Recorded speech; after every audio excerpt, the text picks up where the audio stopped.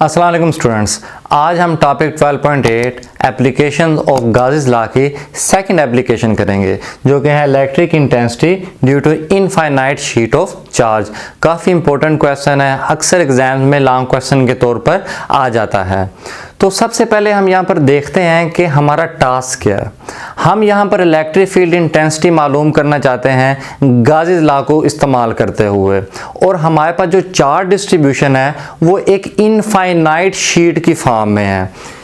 Consider a plane sheet of infinite extent on which positive charges are uniformly distributed. तो अगर आप यहाँ पर देखें, ये मेरे पास एक शीट है, इसके ऊपर ये पॉजिटिव चार्ज यूनिफॉर्मली डिस्ट्रीब्यूटेड है, लेकिन यहाँ पर एक बात की गई है इनफाइनाइट एक्सटेंट कि हमारे पास जो शीट है इसकी जो चारों साइड से जो लेंथ है वो इनफाइनाइट तक गई हुई है, लेकिन हम व्हाइट बोर्ड पर एक इनफाइनाइट शीट को ड्रा नहीं कर सकते, तो इसलिए मैंने उसका एक फाइनाइट पोर्शन ड्रा किया है। इनफाइनाइट की वो बात क्यों करता है? ताकि हमारे पास जो इलेक्ट्रिक फील्ड इंटेंसिटी है वो इस शीट से जो प्रोड्यूस हो रही है वो यूनिफॉर्म रहे।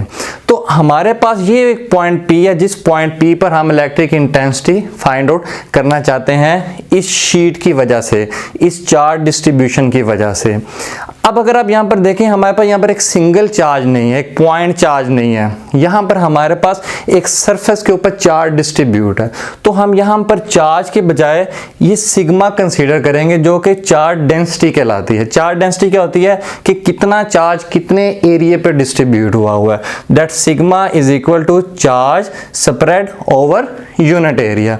तो यहाँ से आप चार्ज को लिख सकते हैं सिग्मा इनटू एरिया, ये रिलेशन आगे जाके इस्तेमाल होगा। तो गाउस लॉ को यूज करने के लिए सबसे पहले हम एक गॉसियन सरफेस कंसीडर करते हैं। लास्ट टॉपिक में अगर आपको याद हो, मैंने आपको बताया कि गॉसियन सरफेस हमेशा चार्ज डिस्ट्रीब्यूशन के गिर्द इस तरह से ड्रा की जाती है वो उस पॉइंट को कट करे जिस पॉइंट पर आप electric field intensity find out करना चाहते हैं, और हमेशा सिमेट्रिकल फॉर्म में हम गॉसियन सरफेस को ड्रा करते हैं। तो यहाँ पर जो आपके पास चार्ज डिस्ट्रीब्यूशन जो शीट की फॉर्म में है, इस पॉइंट P पर आप electric field intensity find out करना चाहते हैं, तो सबसे जो सूटेबल हमारे पास गॉसियन सरफेस इस केस में आएगी वो एक सिलेंडर की फॉर्म में होगी, और उस सिलेंडर का जो फ्लैट फेस है वो उस पॉइंट को कट कर रहा है या उस पॉइंट P से पास कर रहा है जिस पर आप electric field intensity find out करना चाहते हैं। तो सिमेट्री को ज़हन में रखते हुए जो सिलेंडर है वो इस साइड पर भी जा रहा होगा, इसलिए उसकी दूसरे फेस पर भी जो फ्लैट फेस होगा वहां पर एक पॉइंट P प्राइम आ रहा होगा। इसको मजीद अच्छे तरीके से समझने के लिए मैंने एक मॉडल तैयार किया है, जरा देखते हैं। ये आपके पास एक शीट है और इसके इर्द गिर्द या इसके अंदर से ये आप देखें एक सिलेंडर पास हो रहा है। ये जो सिलेंडर है ये बेसिकली गॉसियन सरफेस है। तो अगर आप ये नीचे वाली डायग्राम देखें, ये बिल्कुल इसी तरह, ये जैसे मैंने आपके सामने रखी हुई है, ये जो फ्लैट साइड जो आपको नज़र आ रही है ये पॉजिटिवली चार्ज है, और उसके दोनों साइड्स पर यूनिफॉर्म इलेक्ट्रिक फील्ड यहाँ पर आपको ग्रीन लाइन से नज़र आ रही है। तो ये इस तरीके से आपने गॉसियन सरफेस ड्रा करनी है एक सिलेंडर की फॉर्म में। तो मज़ीद इसको आप देखते हैं कि हमारे पास ये जो पॉइंट लास्ट पॉइंट है, in order to calculate electric field intensity at point P close to sheet, imagine a close Gaussian surface in a form of cylinder passing through the sheet whose one flat face contain point P।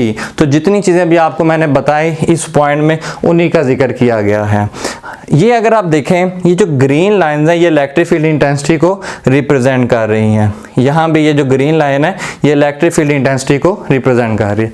अच्छा, अब हमारे पास ये जो charge है ये एक single layered है, जिसकी वजह से इस शीट की दोनों साइड पर इलेक्ट्रिक फील्ड इंटेंसिटी होगी और बिल्कुल एक जैसी ही इलेक्ट्रिक फील्ड इंटेंसिटी होगी। तो अब यहाँ पर ये कह सकते हैं कि जो शीट है वो इस साइड से भी इनफाइनाइटली एक्सटेंडेड है और इस साइड से भी इनफाइनाइटली एक्सटेंडेड है। अब हम गाउस लॉ की मैथमेटिकल एक्सप्रेशन की तरफ चलते हैं। गॉसियन सरफेस ड्रा करने के बाद अब हम गाउस लॉ की तरफ आते हैं। गाउस लॉ जो कि बराबर होता है flux is equal to 1/ε0 times the total charge enclose in the close surface. तो इस इक्वेशन की लेफ्ट हैंड साइड में हमारे पास फ्लक्स मौजूद है। ये वो फ्लक्स होगा जो इस सिलेंड्रिकल गाशियन सरफेस में से गुजर रहा होगा। मतलब कि ये जो आपके पास सिलेंड्रिकल गाशियन सरफेस है, इसमें से कितनी इलेक्ट्रिक फील्ड लाइंस पास कर रही होंगी। तो हम पहले गाजेस ला के इस लेफ्ट हैंड साइड को सॉल्व करेंगे, मतलब कि हम टोटल फ्लक्स फाइंड आउट करेंगे इस सिलेंड्रिकल गाशियन सरफेस में से। तो हम उसके लिए इस गाशियन सरफेस को 3 पार्ट्स में डिवाइड कर देते हैं। एक ये आपके पास जो इसकी कर्व सरफेस है, एक आपके पास इसका राइट फ्लैट फेस और एक ये लेफ्ट फ्लैट फेस। तो तीनों में से बारी बारी हम फ्लक्स फाइंड आउट करके उनको ऐड कर देंगे तो हमारे पास टोटल फ्लक्स आ जाएगा। तो स्टार्ट करते हैं पहले जी कर्व सरफेस में से। तो जो कर्व सरफेस है उसको मैंने फ्लक्स 1 से रिप्रेजेंट किया हुआ है। तो इधर मैं लिख देता हूं, ये आपके पास जो कर्व सरफेस में से फ्लक्स होगा उसको आप फ्लक्स 1 कह दें। The flux through curve surface जो कि हमारे पास इक्वल है flux is equal to E dot A. जब डॉट प्रोडक्ट को आप ओपन करेंगे तो इसके मैग्नीट्यूड की फॉर्म में साथ कॉस थीटा लगा देंगे। यहाँ पर जो थीटा की वैल्यू होगी, अगर आप यहाँ पर देखें हमारे पास जो वेक्टर एरिया इस कर्व सरफेस का है वो हमेशा आउटवर्ड नॉर्मल होता है। तो इस केस में हमारे पास ये इसका आउटवर्ड नॉर्मल है और इलेक्ट्रिक फील्ड इससे परपेंडिकुलर है। किसी भी पॉइंट पर आप देखें तो हमारे पास इलेक्ट्रिक फील्ड इंटेंसिटी और वेक्टर एरिया, ये देखें ये इलेक्ट्रिक फील्ड इंटेंसिटी और ये वेक्टर एरिया, ये दोनों एक दूसरे से परपेंडिकुलर है, मतलब कि इनमें 90 का एंगल बन रहा होता है। तो कर्व सरफेस के केस में आप यहाँ पर थीटा की वैल्यू 90 डिग्री पुट करेंगे और cos 90 आपके पास 0 होता है। तो यहाँ पर फ्लक्स की वैल्यू आपके पास 0 होगी। ये तो मैथमेटिकली हमें पता चला कि कर्व सरफेस में से जो फ्लक्स है वो 0 होगा। लेकिन अगर आप यहाँ पर देखें इस डायग्राम को भी, तो इस सिलेंड्रिकल गाशियन सरफेस में से जो इलेक्ट्रिक फील्ड लाइंस है वो इस तरीके से पास कर रही है, मतलब कि इसके जो फेसेस हैं इनको कट कर रही है, जबकि इससे परपेंडिकुलर इस डायरेक्शन में इलेक्ट्रिक फील्ड लाइंस पास नहीं कर रही है। देखें तो अब हम आते हैं जी flux through left flat face. तो हम देखते हैं कि हमारे पास जो फ्लक्स होगा इस लेफ्ट फेस से उसको हम फ्लक्स 2 का नाम दे देते हैं, जो कि हमारे पास बराबर है ई डॉट ए। जब हम इसके मैग्नीट्यूड की फॉर्म में लिखेंगे तो cos थीटा, और थीटा की वैल्यू यहाँ पर हमने कितनी पुट करनी है।